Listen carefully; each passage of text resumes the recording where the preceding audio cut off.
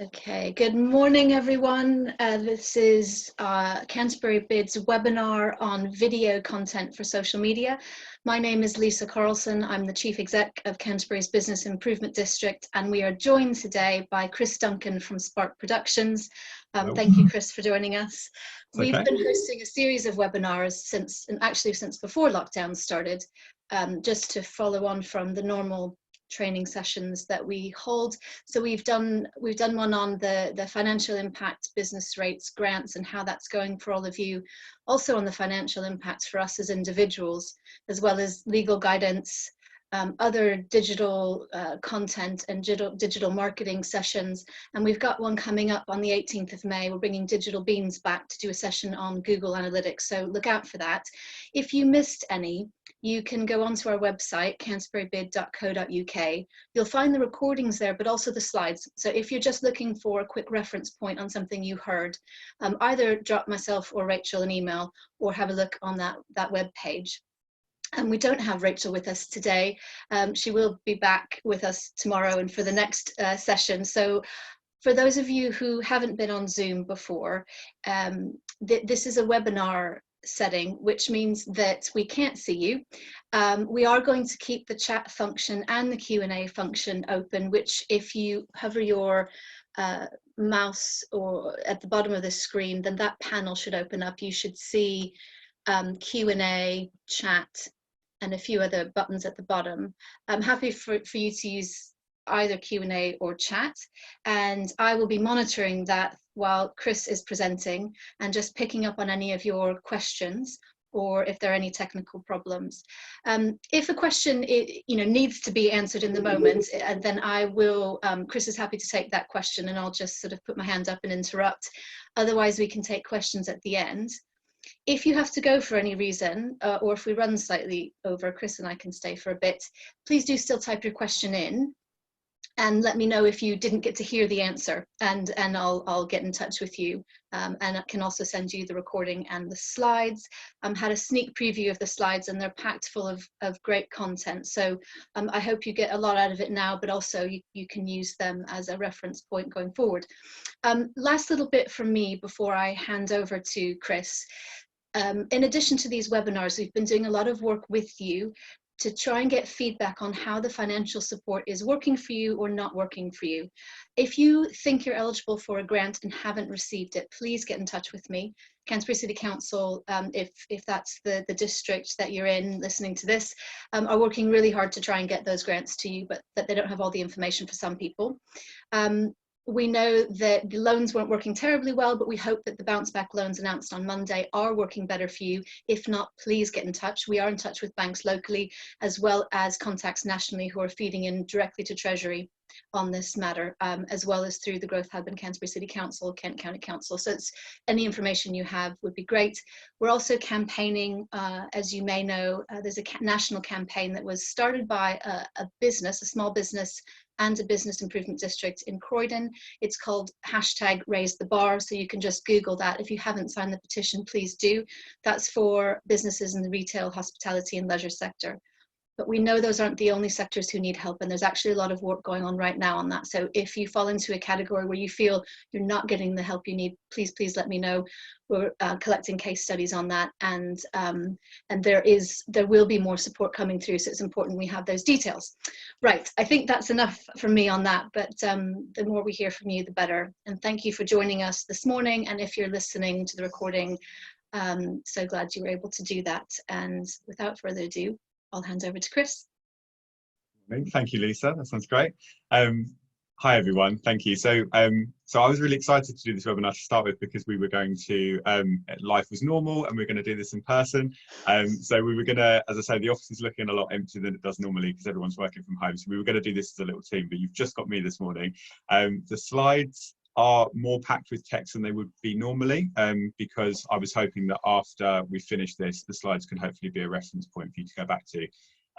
So kind of forgive that a little bit. I know we wouldn't normally put so much text on the slides, but hopefully they'll really help out. As Lisa said, I'm really happy to be interrupted throughout this. So if there's anything that I'm explaining that's not making complete sense, or I can explain it more clearly, then please jump in with a hand and a question and all bits and pieces. Like, this is quite informal, so don't worry about kind of interrupting or anything like that. Good. Okay, so Lisa, should we try and see if we can get this screen recording sorted? Definitely. So let me just come here with a share. Perfect. Good. Okay, lovely. So I can't see any questions or hands up now, but Lisa, if you just wave furiously if I'm skipping ahead or anything like that. So that's great. So brilliant. So morning, everyone. So I'm Chris from Spark Film Production. So we're a video content company. We're based in Canterbury, so we do video content for social media, but we also do for lots of different platforms as well. But this morning I'm going to talk more about social media. It's really obviously an interesting time because usually we would work with companies where they would do some of the work on their own, but then we would also do some of the work for them as well. You're in a situation now where you're pretty much on your own. We can't come in and actually physically film anything for you. So what I thought this morning was that I would try and demystify some of the jargon, but also kind of just empower you really and just make you realize that actually you don't need any more equipment than you've probably already got. And actually you can do it, and there's some really simple ways for you to do it and do it actually really well. So perfect, so let's just jump ahead. So let me just make sure this is all okay. Perfect, there we go, great. So so the first thing I just wanted to point out was, what do we mean by video content? So it's basically any kind of moving visual, sometimes visual and audio. I've made that distinction because a lot of social media videos you'll see don't have sound on, because normally the default is sound off. So they'll just take you on a bit more of a visual story, but they're used for marketing purposes traditionally. We tend to split content out into two categories really. This isn't like an industry term, but it's just the way that we think about it. So we think about video content as campaign content and also general content. So your campaign content is kind of your big adverts, so the things that are trying to drive an action. So it might be that you're trying to introduce your business, you're trying to promote something in a very sort of sales focused way. It's that call to action thing that you're looking for. So you're looking for a real action, usually a sale, if we're being honest. Regular and more generalized content is a sort of content that actually you're very capable of doing yourselves every day.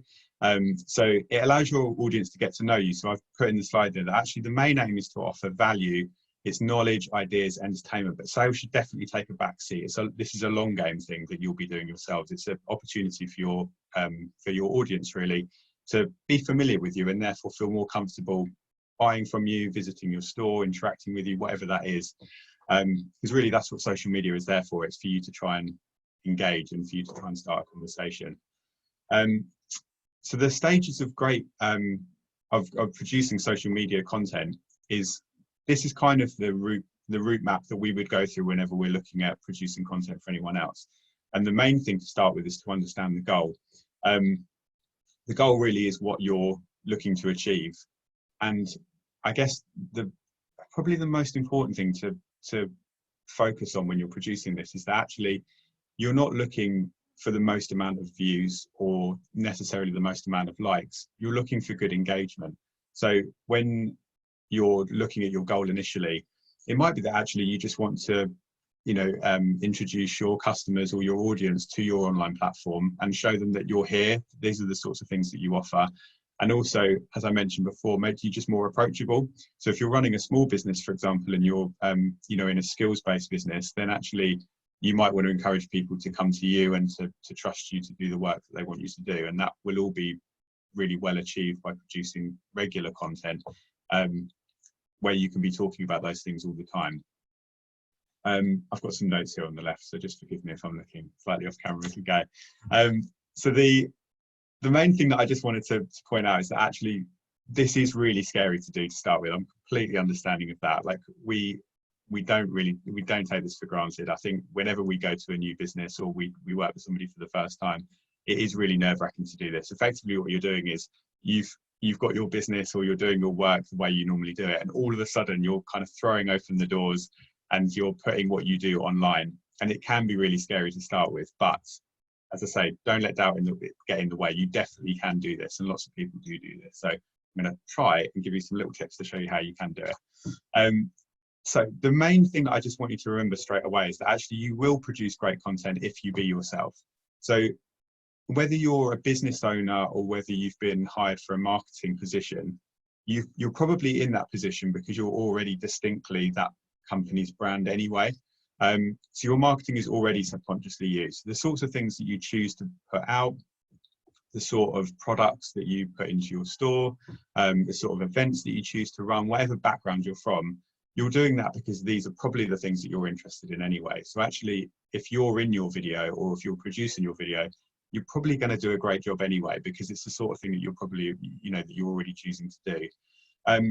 When I know I do this as well, you're probably looking at lots of other videos from similar industries as well, and you're probably seeing those people super confident and they're super good on camera and they're speaking, they're saying all the right things, and they look like they're producing really good work. Actually, knowledge and passion will come before confidence. So the fact that you are already interested in your area, you're passionate about it, you've started a business in it, or you've chosen to work in that industry, that's the main thing. So just get that across first, and then the confidence will come later. The last thing is, obviously, with whatever videos you produce, you'll always get those people who are kind of trolls, if you like, those people who will not always post negatively, because that won't always happen, but you'll always get a little bit of feedback here and there. What I would say is actually try to use this as a sieving process. So you're trying to build loyalty. So anyone who doesn't like you will just leave. You're actually just sieving out the best and the most engaged viewers. So once you've produced a few videos and you've started to build a more engaged audience, that will go. And actually, you won't be concerned by that. You'll be more interacting with the people who are regular and enjoying what you're doing. And actually, then you can just sort of bounce back off of the feedback, really. So if someone's saying that actually this was great, but they'd like to know more about this, or how about doing a video on this, then you can be interacting with those people and you can start to curate your future content based on the feedback that you've had before. Also, remember that no one has to see this. So you're completely in control of this. Again, whatever position you're in, you can go down. So these four points I've made here are almost like it's kind of your levels of confidence, really, I guess. So you can film to start with and don't post it. So you can produce your video, see how you feel, show it to friends, show it to whoever, and see how you feel about it. You could film content for your business and just use yourself as a voiceover, or not even at all if you're shy about being on camera. You could film and be on camera. So this is where you're starting to really start to level up at this point. And then lastly, you can go live. So you can really go all in and you can press that live button, and then you can get stuck in and talk to people in the moment. It takes definitely more planning to do that, but I mean, do it. This is what I'm saying to you, is actually really get stuck in, and you can do this. One note that I would make on this is that if you are filming and you're planning to show it to other people, showing it to family and friends is great, but just bear in mind that actually they might not necessarily be in your target audience. So you may produce a video which you have produced and you've planned and you've executed based on you knowing your customers, and you showing it to to family or friends. They might not necessarily be interested in that. So just be a little bit wary of their feedback, because it might be that they are not interested in the video you've produced, but it's still going to do really well. So just bear that in mind when you're getting your feedback. So where to start? So this is something obviously that this is probably going to be your first sticking point, really, is what sort of content do you want to be producing? I started here by saying, what are your customers already interested in? You can get them interested in something later on. So if you've got new products or you've got new services, then you can start to talk about those things and get them interested in something they weren't already aware of. But I'd start to look to start with actually what they're already interested in. So when they're coming into the store or they're emailing, whatever it is, what sort of questions are they coming up with? What sort of things are they querying?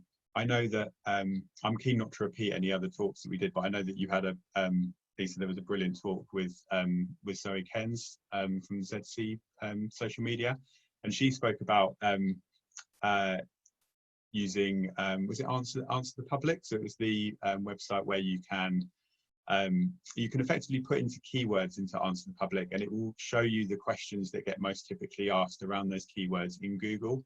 And it's those autofill questions. So if you start to type out your question, it's the answers that get populated before you've even finished typing, in that scary kind of way. So you can, for example, start to put your keywords in. And if there's regular questions that are coming up with your industry, you could do a video based on that. So for example, if you're entering spring and you're a business that sells gardening products, for example, then if you typed in vegetables, then one of the questions, for example, could be, how do I grow my own vegetables? And so you could do a whole video around growing vegetables or growing certain types of vegetables. Then therefore your content is kind of in line with the sort of questions that are already being asked.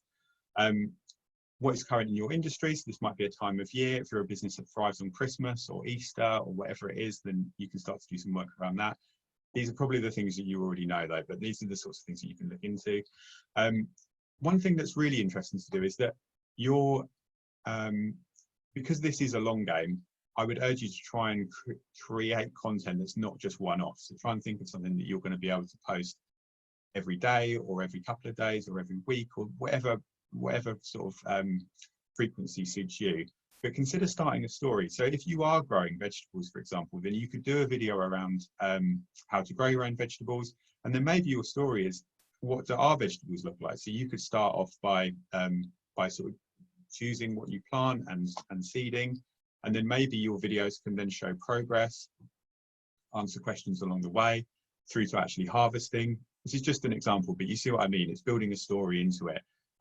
You may, if you're a craft-based business, then maybe you can be making something, so you can show people how to make something and then do a bit of it every day. If you're an events business, I know that we work with Gulbenkian, we work with Boeing Festival, which has sadly been cancelled this year, but we work with them every year otherwise. And they do great content with us on the week leading up to it, where for example, they do it themselves as well, where they show what the site is looking like and all the things that are arriving and all of the infrastructure going in. And it just gets people really excited, and it's easy content because actually these things are going on anyway. So why not, why not film them? People are coming to this festival and they're getting excited about it. So it's a really cool thing to be sharing with them.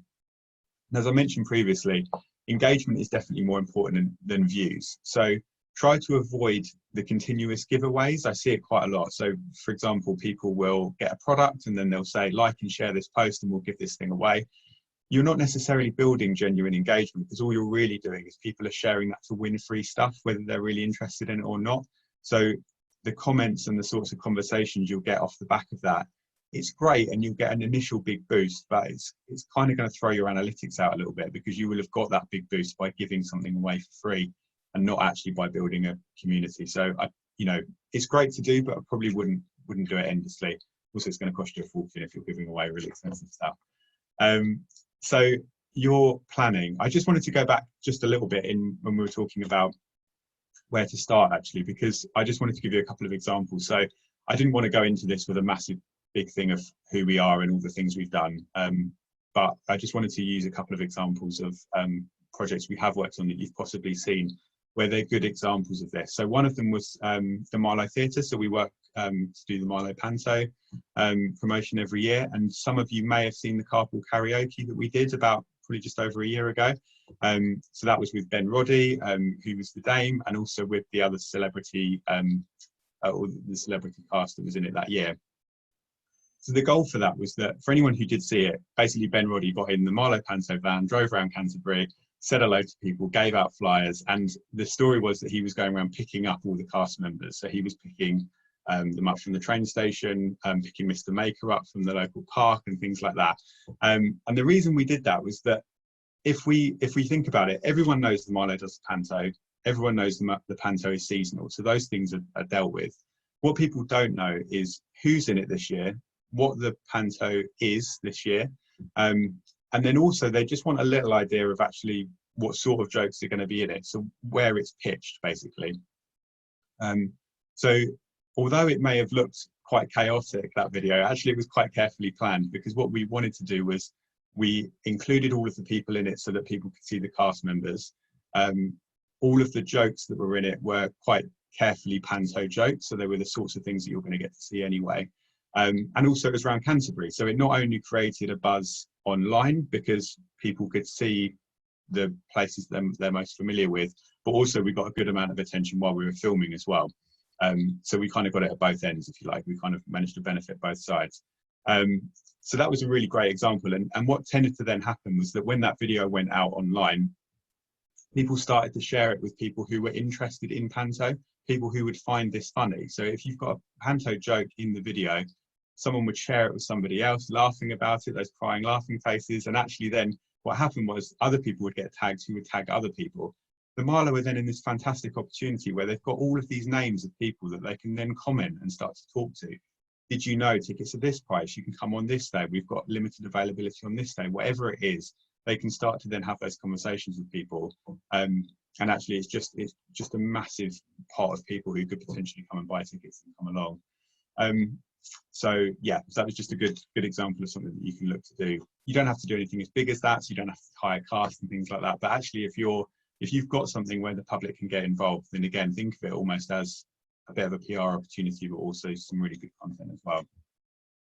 So when we come to planning, so where will you post your video is a good question, because your immediate point would probably be, we're just going to post it everywhere because we get the most amount of coverage.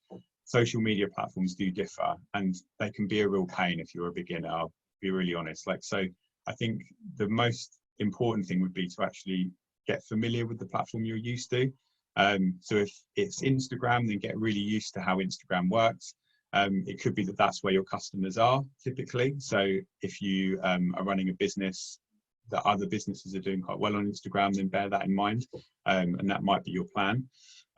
Will your video be edited or live? So again, live's going to mean that you don't have any editing to do, which is great, but you are going to have to do a lot more planning, and you're going to have to summon up a bit more confidence to do it. So just bear that in mind.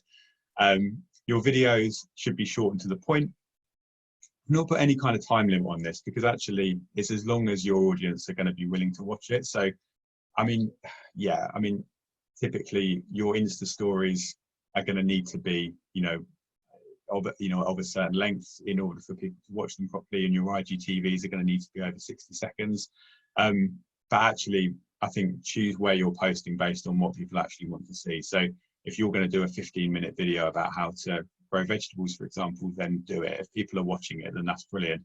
All I'd say is just make sure that your videos are to the point. People don't want to be sitting for too long or trying to watch at double speed and things like that. So just plan it carefully so you can get there. So post regularly, I think we've already covered that. And also bullet point, but don't script. So when you come to film, we say this to people a lot. So even when we come to film with businesses, a lot of businesses in their urgency to try and seem as prepared as possible, they'll come up with scripts.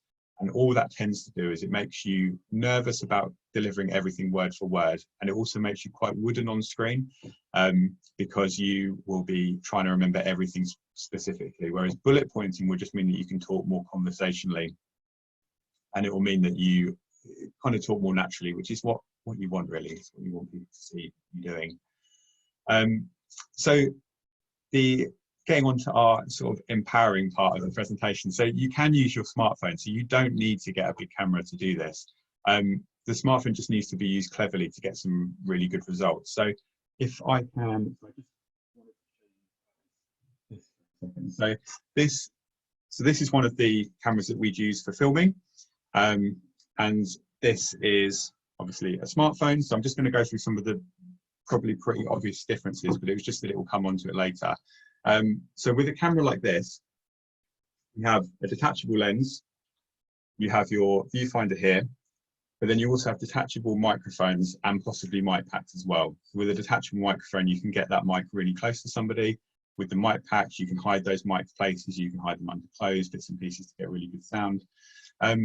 With the phone, you haven't got any of that, but what you have got in the phone is you've got the ability to post to social media immediately. And you've got a processor inside this phone, so you can actually do your editing in apps. You haven't got any of that in this. And actually, the cost differences between these are obviously pretty massive. So you don't need to invest in really big equipment if you're doing your day-to-day content. Your campaign content is slightly different. So with your campaign content, you're going to want for that to look really good. That's going to be your headline piece. So with that, you may need something a bit more kind of built for purpose, if you like. But the smartphone is actually going to be your better option in this, even with a camera like this. This is also, it's big, it's heavy, it's clumsy, it's also quite intimidating for people if you're filming your customers and things like that, or you're filming anyone else. We go to great efforts to make sure these don't look too intimidating, and it's really difficult. So actually, if your smartphone is your choice, and that's going to be the best way to go.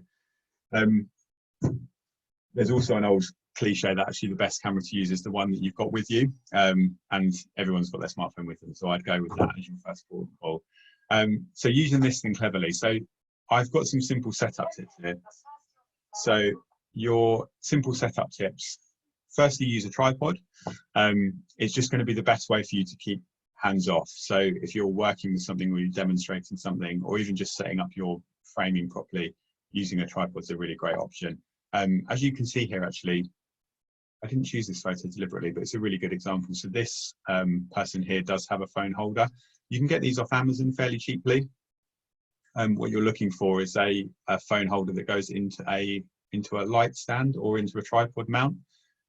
So these are described as a 3/4 mount, so 3/4.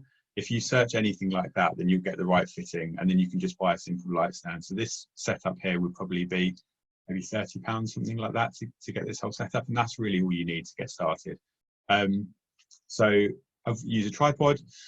Avoid noisy areas, fairly obvious, but it's just that that's going to get really annoying if that's in your video. And think about your noisy areas as well. So it might be that you've got an air conditioning fan in your business that you have completely tuned out and you hear it every day and you don't even think about it. But when that's on your video for the whole time and for every video you post, that's going to get pretty annoying. So just think about that. Road noise is another classic one as well. That kind of low rumble is going to get on people's nerves a little bit. Get close to your phone for good sound. The closer you are to your phone, I've got a diagram that'll explain this in the next slide, but the closer you get to your phone, the less your phone has to struggle to pick up you and will therefore reject the other sound around it. So if you are in a noisier area, then getting that phone closer will definitely really help with that. Leave distance between you and the background. So this will create this really nice kind of this cutout look, and I'll show you that in the next slide as well. Avoid bright backgrounds, so don't place yourself next to a window or anything like that. It will just kind of blow out the background really and won't be very nice to look at. Your light source should be just off camera. Again, I'll explain this in a moment, and film with your platform in mind. I'm going to explain that in a moment as well. This slide was definitely just more of a summary for you to come back to. So let's have a quick look here. So these 3 points, so leave distance between you and the background, avoid bright backgrounds, and light source. So if you can see here in this photo, this is really kind of what you're aiming for, really. It's this very, very nice looking cutout look. So you've got good gaps to the background and this blurred background. So this is achieved quite simply with this little diagram. So this would be the background, this is your camera, this is your light source, and this is you. So you can see here that by reducing this distance, it means that the camera is keeping you in focus and it's having lots of opportunity to blur out the background. This provides lots of benefits. So as I put here, so it draws your viewer's attention to you. If you're the only thing in focus in the shot, you can't help but look at you, and that's kind of what you're looking for. Definitely less tidying up to do, which is a great little tip to use. Your camera finds it easier to autofocus. So if your camera's autofocus is based on the distance that objects are from the camera. So if you are noticeably the closest thing to the camera, then your camera's not going to have that horrible sort of pulsing, hunting for autofocus that you tend to see on some videos. It's going to find you nice and easily. It will lock on and it will be much nicer to watch. Your sound will be louder and clearer. And also you're going to position yourself well in frame. So again, I'll come on to this in the next slide, but actually positioning is going to be quite key depending on what platform you're using for posting your video. So this is, as I say, even making this was actually quite helpful for even us to see. And I think this is something we're going to use going forward when we're talking to clients about this, because actually when you're filming your video, it's really important to see actually how this is going to look when you're posting it. So if we take a look, let's start with the one on the right. So the one on the right here is a 1080 by 1920. So what that basically means is it's what happens if you film all your videos on the side like that. So your video, when it's posted, will look like this in the frame. It'll be a widescreen. And the benefit with that is that you'll see everything that's on offer. So you're going to see all of this background and you're going to see everything you're going to film. But as you can see here, your video is actually quite small when it goes into the feed. The much better option is to edit your video as a square, or to try and film your video as a square if that's what your video software allows you to do. So if you've downloaded an app like InShot or anything like that, if you set your aspect ratio to square, then this is what you're going to end up with. The downside to this is that you have lost some of the background here. So some of the things that you shot haven't appeared. But your video's got much more prominence when it's posted. So when people are scrolling through, it's much harder for them to miss you. You've got your name at the top here, you've managed to post your video, and then it's easy for people to like and comment and share.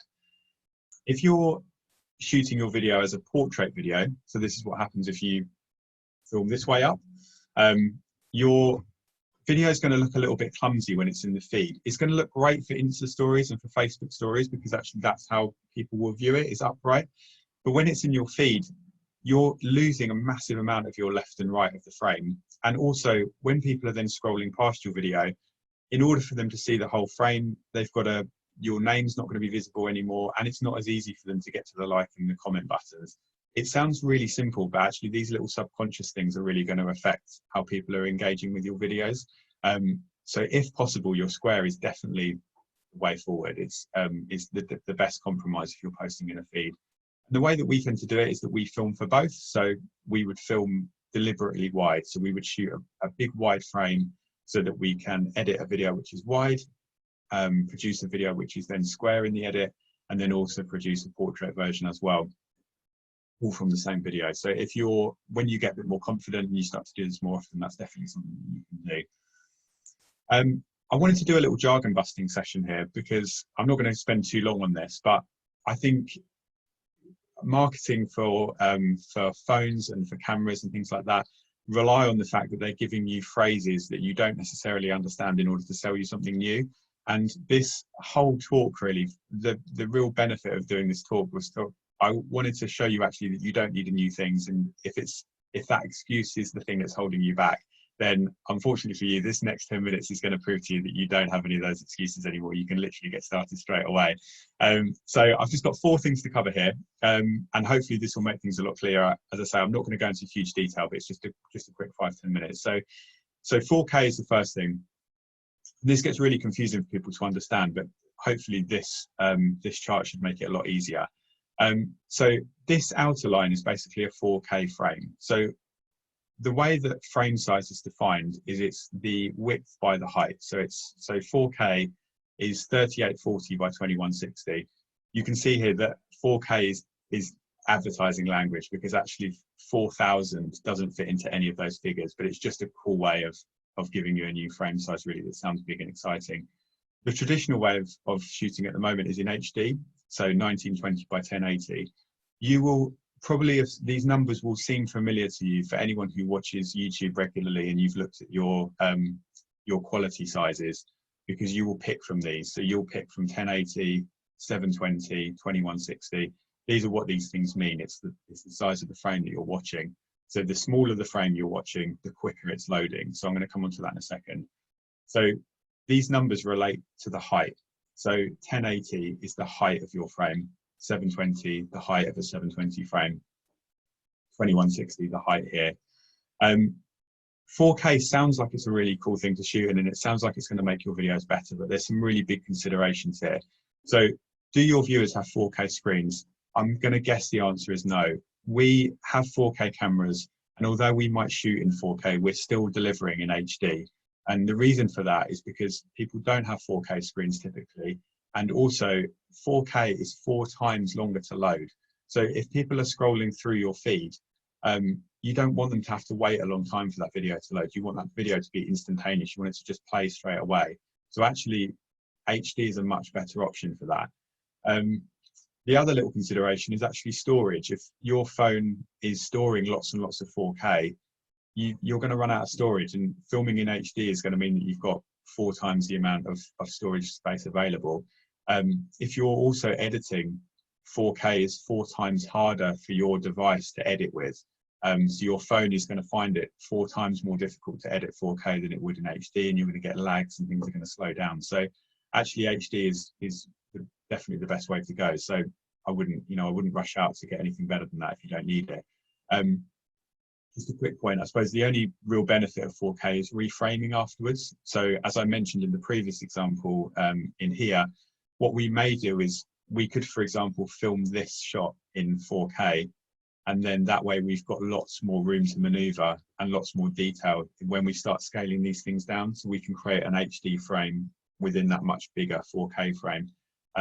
But again, these are the sorts of things that you can really only get stuck in with when you really need to.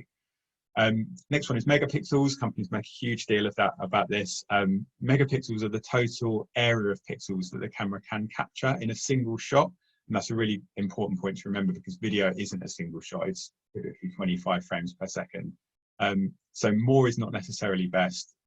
Pixel, as I say, it's the maximum pixel density for photographs. And I've put a little reference down here just to show you that your camera is probably great as it is. So in your HD frame, 1920 by 1080, you're using just over 2000 pixels. So as long as your camera is more than that at the moment, you're probably good to go. So I wouldn't worry about that too much.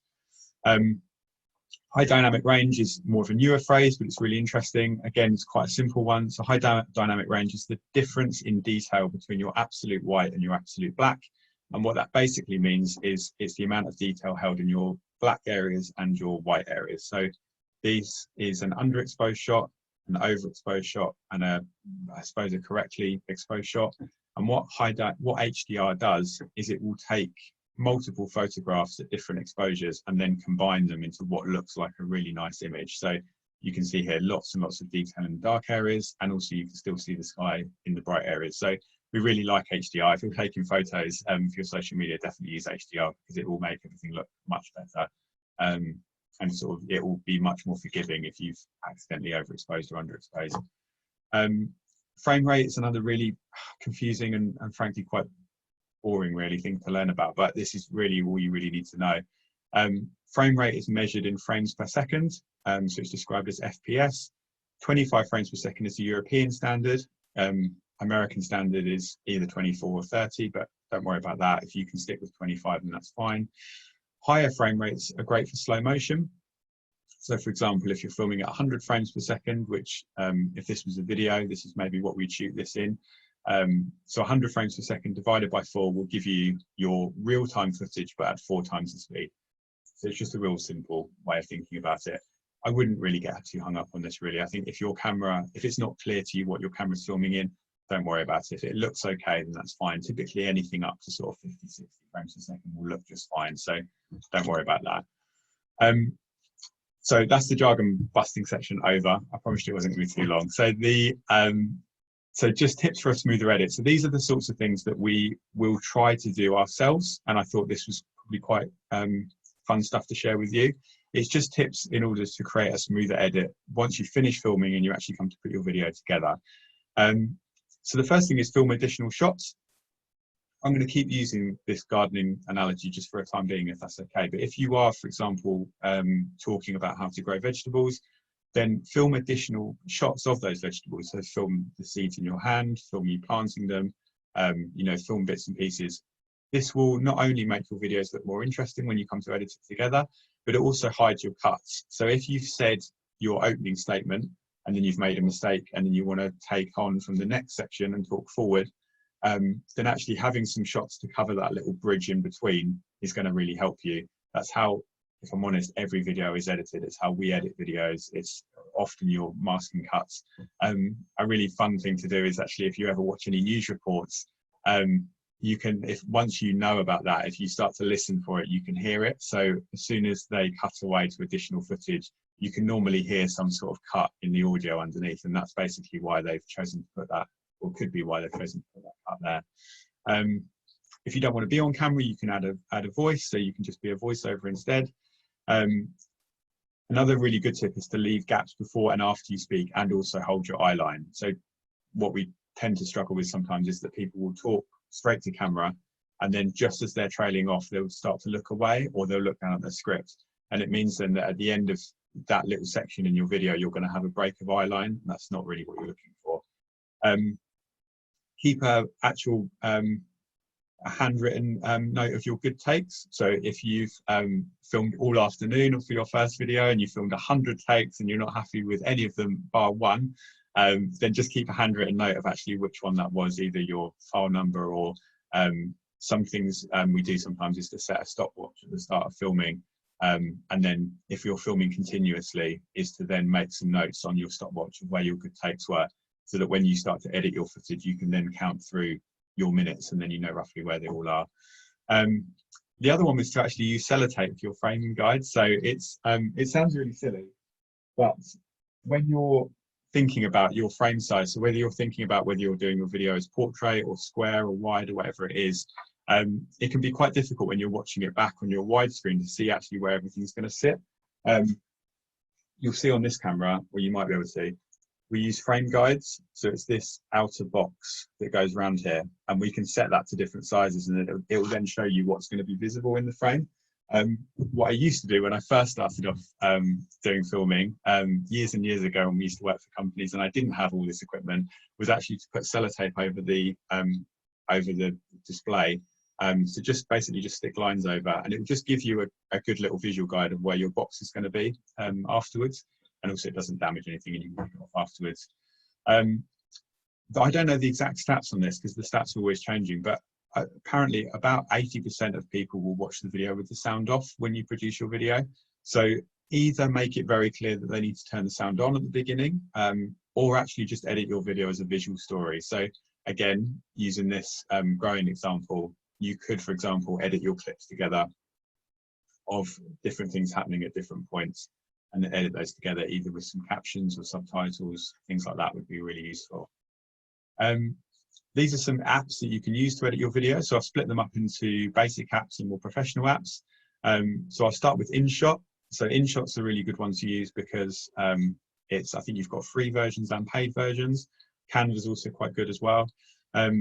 The pros for these are that they're easy to use. As I say, I won't read all of this out, but they're easy to use, they're easy to import footage, and there's lots of tutorials on them. So the fact that these apps are on your phone means that you haven't got to worry about importing footage in the right way, exporting footage in the right way, all these sorts of things. The cons are that they're quite limited. You can't add additional elements. They tend to be branded, so sometimes they'll actually put the InShot logo on the bottom of your video. Well, often I think if it's on the basic version, which you don't really want if you're trying to push your own brand. And also it's difficult to add accurate subtitles. A lot of the platforms tend to rely on sort of AI subtitles where the system will listen to it and then it will try to put your subtitles in. They tend not to be fantastically accurate. So just bear that in mind. Your professional software will definitely do things like subtitles and graphics and music much better. But there is a huge learning curve to those. Although there are tutorials available, you also need a powerful computer to run a lot of video editing software as well. But as I say, you do have unlimited potential really, and you can export to different formats inside it. So these things become a lot easier once you start using them. Just for your reference, so this here is Premiere Pro, so this is made by Adobe, and this is Final Cut Pro, so this is made by Apple. Although you can use either on whether you've got a Windows or a Mac, you don't need to be one or the other. So moving nearer towards the end, how are we doing for time? Doing pretty well for time. Okay, perfect, good. I was hoping this is going to be about the speed. Good. So how do and when do I post? So always, the golden rule really is always upload directly to the platform of your choice, not YouTube and then link it in. Again, the stats on this are quite varied, but they're massive. So I think it's something like 450% higher view count if you're posting natively than if you're posting to YouTube first. I think there's a few reasons for this. I think one is that, as I say, this sort of mystical algorithm will prioritize the videos that are posted natively rather than through YouTube. The platforms that you're choosing, whether it's Facebook or Instagram, frankly, they just want people to stay on that site. So if you're posting a link where you're driving people to a different site, they're not going to show that to as many people because they don't want people to leave. It's also quite annoying to your viewers. So for example, if I'm scrolling through my newsfeed and I see a cool video, but it's on YouTube and I'm going to have to click on that and it's going to take me through to a different app. You know, I chose to be on Facebook, so I don't want to be taken off it. So I'm less likely to want to click on it. Also, YouTube will only show it to you in a certain resolution. So if you've produced a square video, Facebook's going to show you that YouTube link in a certain way every time, regardless of how you posted it. So you've got a lot more flexibility for posting natively. Add intriguing copy. So talk about what your video is about, but just beware of clickbait. So clickbait's quite annoying. It's those sort of articles. It's the text you get on those articles normally at the bottom of websites, sports websites, whatever it is. So try and avoid that if you can. I think people see through that now. Clickbait tends to be things like, you'll never guess how we got these vegetables to grow, stuff like that. So try and avoid those sorts of things. I think just talking more honestly is the best way to be. Use your hashtags. So again, I'm not going to repeat, but as I say, ZC Social Media did a great post on this, and I know the guys at Digital Beans will probably do some good stuff on this as well. So definitely, you know, add hashtags, add locations to appear in other stories that are on Facebook and Instagram. So whether they're location stories, times of year, anything you're posting about. Research the best times. So a service like later.com is quite good if you want to post later in the day and you're not going to be available. So if your peak target audience time is in the evening and you don't work in the evenings, then later.com is a good option to do that separately. And remember to go back and engage. Your video is definitely not the biggest thing you're doing here. You're posting a video, but actually that video is to create engagement. So when people start to ask questions and they start to comment, don't ignore those. Go back to them, like the comments, start to further more conversations, because that's what's going to drive those sales or that engagement. Visitors to your event, you know, people who are going to take part in your workshop, whatever it is, that's, you know, that's how that's going to happen. Again, a little point here that I just wanted, that's super important and often gets overlooked, is copyright and consent. Definitely a lot of text on here, so I'm not going to go sort of too massively into this, because I think you can look into this later. But the golden rule really is, if you didn't create it and you don't have permission, then don't use it. So if you want to include music in your video, if you want to include photos, other people's videos, definitely get permission first. There's these phrases that get bandied about with copyright and consent, like public domain, informed consent. So people say, well, I can use that, it's in the public domain. You know, I can use this person in my video because they had informed consent. They had a camera on them, they knew they were being filmed. I would really urge you to sort of be a lot more careful with that. So public domain relates to works that have been created. A good tip is to look for Creative Commons license. So if you're doing a Google search for images, you can literally search on Google for assets, so videos and photos that people are happy for you to use commercially without any pay and often without any credit either. So that's a really good tip to look for. Music is the same. So YouTube has a really good music audio library that you can choose. A lot of them don't even need to be credited. You can just use that music in your video absolutely fine. Informed consent relates to whether someone has given permission to be in your video. So say, for example, you're filming in a shop. Actually, that just because that's your store doesn't mean that you're allowed to film whoever's in there. You have to make them aware of it.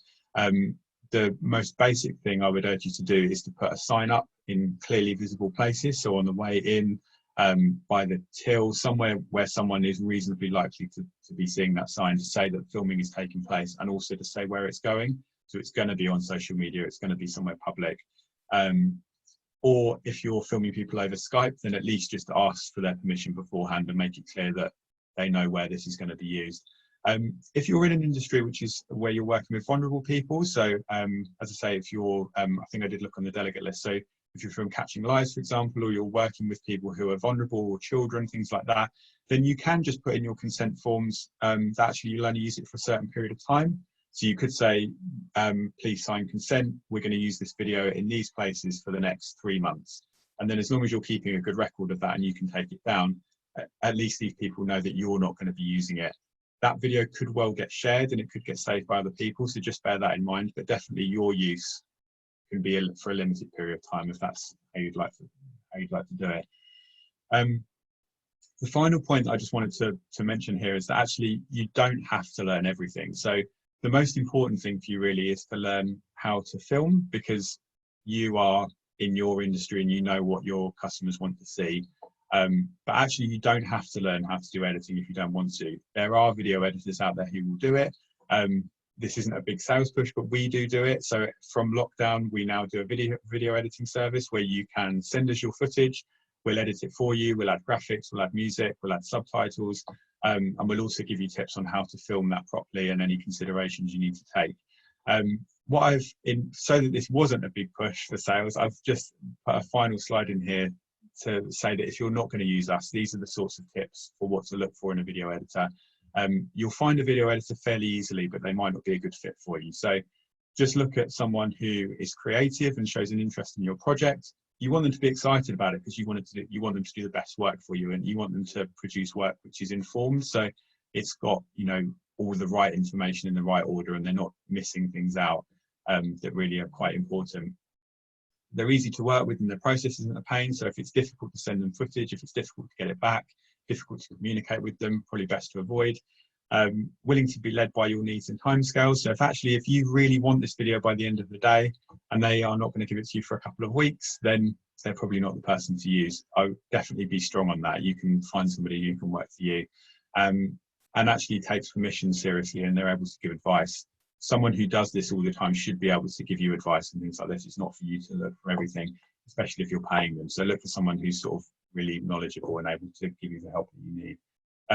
I suppose the kind of the analogy that, well, maybe the similar thing that you might find is that when you're running the business, you would understand the finances and the books, but you might not necessarily do your end of years yourself. You would hire an accountant for that. And so it might be a similar thing for you here, is that actually you know the content you want to produce, but the expensive things like all the editing and stuff like that might be something that you want to get someone else to do. The one point I'd make about this is that actually we don't do any posting, and posting is probably something I would urge you to get confident with yourself, because a lot of this is going to be about posting that video, but then also going back and engaging. Posting is really only a real small part of the puzzle here. So I would get confident using the platform yourself and posting yourself, because you're going to need to go back to the platform and talk to all those people anyway. So yeah, I think only if you're in a real certain situation or you're posting very, very often would I get someone else to do posting for you. Definitely when you're getting started, I think it's important that you get to do it for yourself. And I think that brings us to the end, actually. So I hope that was helpful. As I say, it was quite a whistle-stop tour of everything we had there, but hopefully with you having the slides afterwards, you can come back to things. I just wanted to say as well at the end that actually this is scary to start with, and you might have lots of questions. So if you have got any content that you film later today, in the next couple of weeks, if you wanted to send it to us and get any feedback, I'm so happy to do that. And even if you wanted feedback in certain areas, so I know that it's not always helpful to have a big avalanche of feedback. So if you film something and you know the content isn't too strong at the moment, but you're working on it, but you just want some tips on your lighting or your sound, then just let us know about that, and we can just give you feedback on that area instead, or just try and help you out a little bit. So yeah, I'm more than happy to do that. So if you want any tips or whatever, then yeah, go ahead, send it to me, and I'll see if I can help you out where I can. I think that's it. Brilliant. Chris, thank you so much. Okay. I know that I'll have the slides, but I was still taking notes because there are a few things that is really useful just to have here in my notebook. And there are a few questions. I'm just going to make a few comments while a few of the questions come in, but the first comment that came in quite early on was, "This is so helpful. I've always been so worried about putting myself on camera, but this is already making it all a bit clearer, so thank you." And okay, I would agree with that. I remember when we first started working with you, you're so relaxed and you make it so easy. And I mean, there are a lot of fantastic tips throughout that. I think some of my main takeaways from what you said today is it's in terms of posts, it's about quality over quantity, but also about that authenticity and not fully scripting, knowing what you want your message to be, but not feeling as though you have to follow it word for word, because otherwise it doesn't come from the heart. But I'm looking at the people who are on this webinar, and I've seen a lot of your posts and videos, and there's some excellent speakers and content out there. I think through this you've given us some great ways to get on with the video content on social media now and in the future. Although I hasten to add, we've been doing a lot of thinking about how we need to keep Canterbury front of mind and our businesses front of mind in this phased recovery period that we're about to enter, and that we are going to need to come to you as soon as we can to talk about that. So, it's great that you're helping us get on with things, but also I think there are certain aspects where we're going to need that help going forward.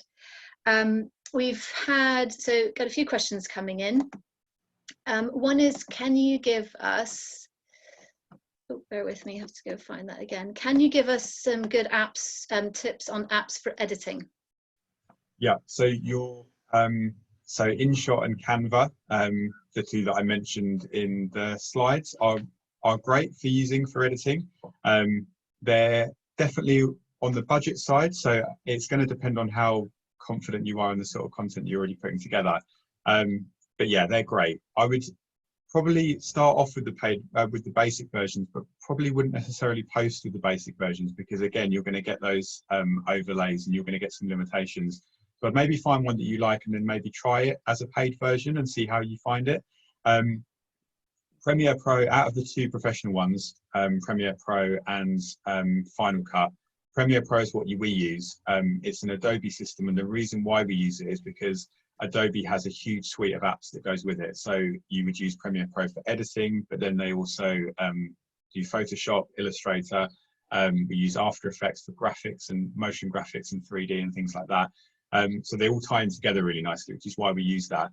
You can pick up Premiere Pro fairly cheaply as a subscription. So I think they're around about £15–20 a month for Premiere Pro, which is fantastic. And you can get some great tutorials out there to show you how to use it fairly quickly. There is a pretty big learning curve with Premiere. So I'd say get stuck into it if you've got the time to do it. This may be the perfect time to do it. You never know with everyone learning what they need to do at the moment. So yeah, Premiere would probably be my choice for that. Another little consideration is that if you're paying for a professional platform like Premiere, you're also going to need to subscribe for licensed music. Potentially, you might also want to get a licensed stock site for photos, videos, anything extra that you need. And also, you can do subtitling in Premiere, but you may want to look at getting some automated subtitles done as well. So Premiere won't be your only cost, so just weigh that up a little bit as well. Again, that's why I included a video editor slide at the end, because actually that video editor will already have all of those things available. So although you're paying a fee to them, you're not having to pay for things that potentially you haven't got the time to or the inclination to learn to use. Editing can be boring, frankly. The filming is definitely the fun bit, and the editing is definitely the less fun bit for a lot of people. So, if you're going to be posting regularly, this needs to be fun for you. So cut out all the stuff that you're not interested in, if that's the way that's going to help you keep going as much as possible. Brilliant. There's another question which relates to one I had as well, because I've been noticing some of the animation work that you've been doing. So the question is, are you able to add in animation within our video if we send over to you the footage over to you to edit? Yeah, absolutely. Yeah. So if you, so the way that we've been doing it is that you would, we'd have a quick chat with you to start with. You tell us either what you're planning to film or what you already have filmed and what you would like it to look like at the end of it. And then we'll just gather all the footage from you. So we'll send you a secure site where you can upload everything to us. You won't need a Dropbox account or a WeTransfer account of your own. And then once we've got that footage, we can then add graphics. So we can put it into our video editing platform. We can add anything you need, add music, anything else that you want to include. And then we can send it back to you in whatever size that you need, really. It will still depend slightly on how you filmed it. So for example, if you want it wide and you filmed it, so yeah, if you want your video to be wide and you filmed it tall, then we're going to struggle with that a little bit. So that's why that chat initially is really helpful, just so that we can make sure you're filming it in the right way. But in answer to the question, yes, definitely, yeah, we can do whatever you need, really. And another one, is animation expensive? Is it realistic for small businesses?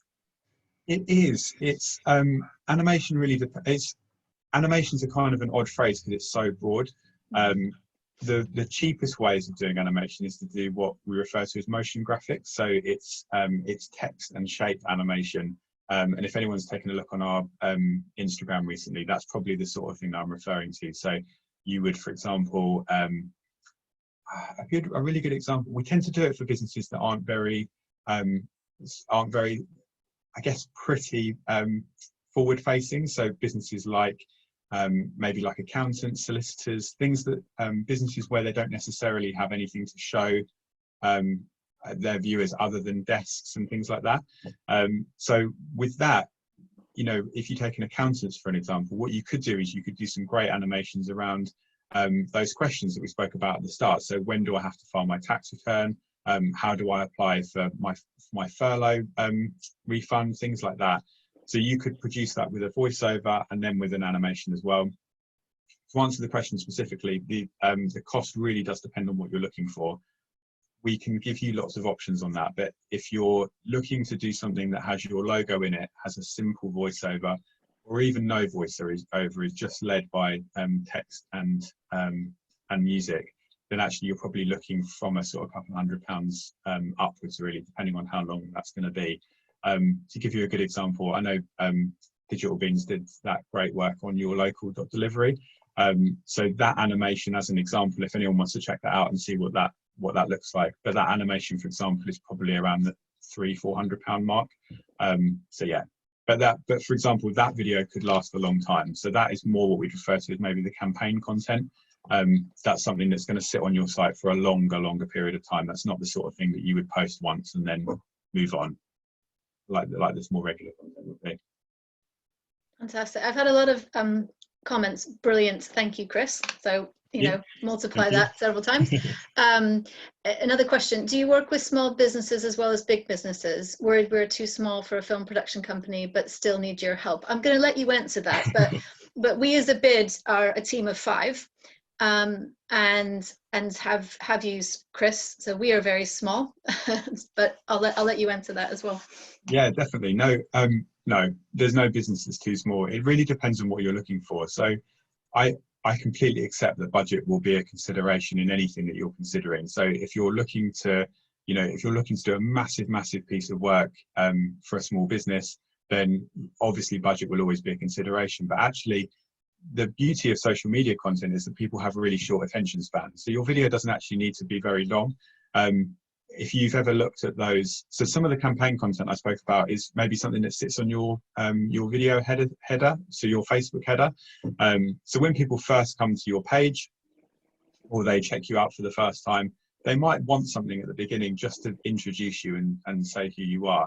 And that could well be that it's a short voiceover from you or a short piece of camera from you to basically say, hi, this is who we are. These are the sorts of things that we do.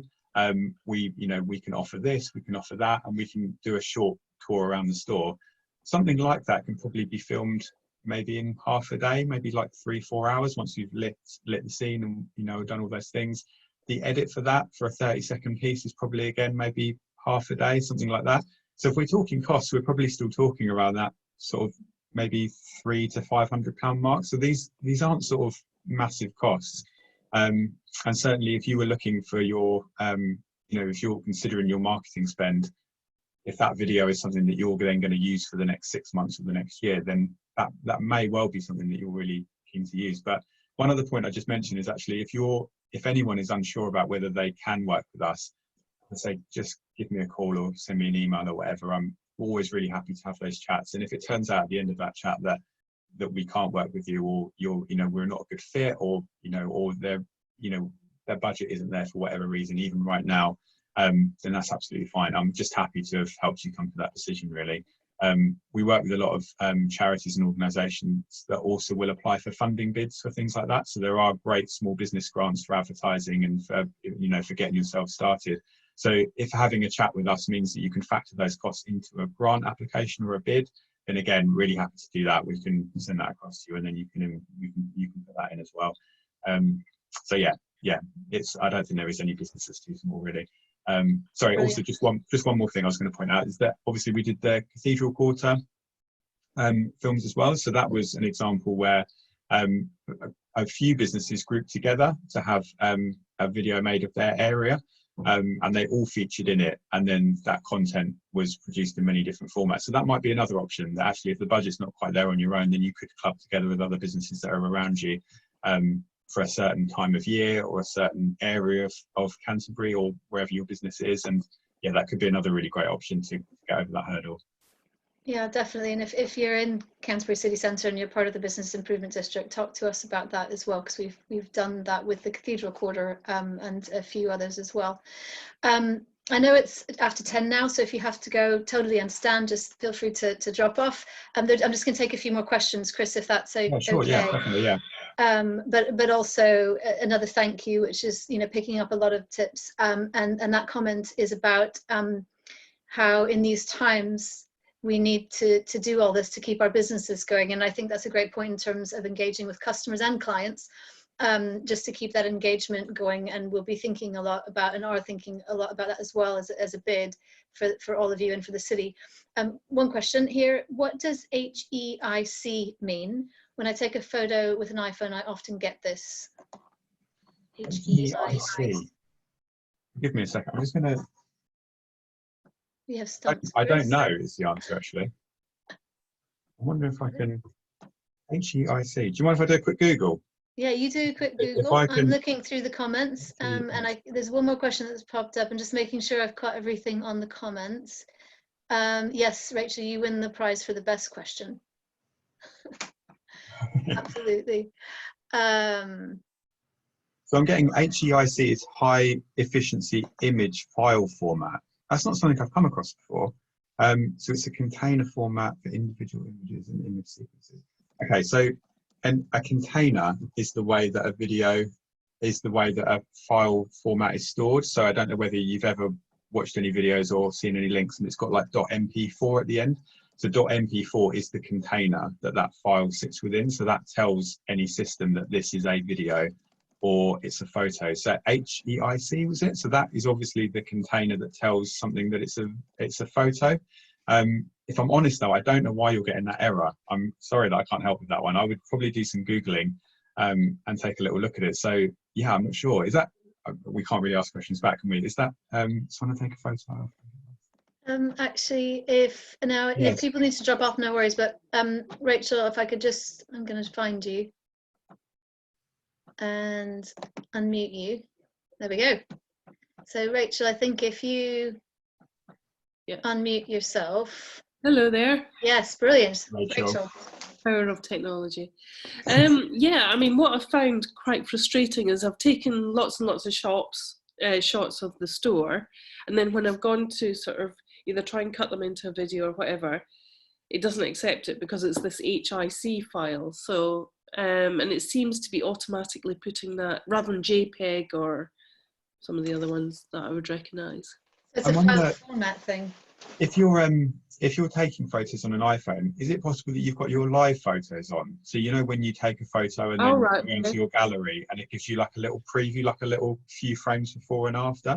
Could be. It could be that, because actually what tends to be happening then is that your video editor might not be accepting the file format because the file format is relating to a live photo rather than just a standard JPEG photo.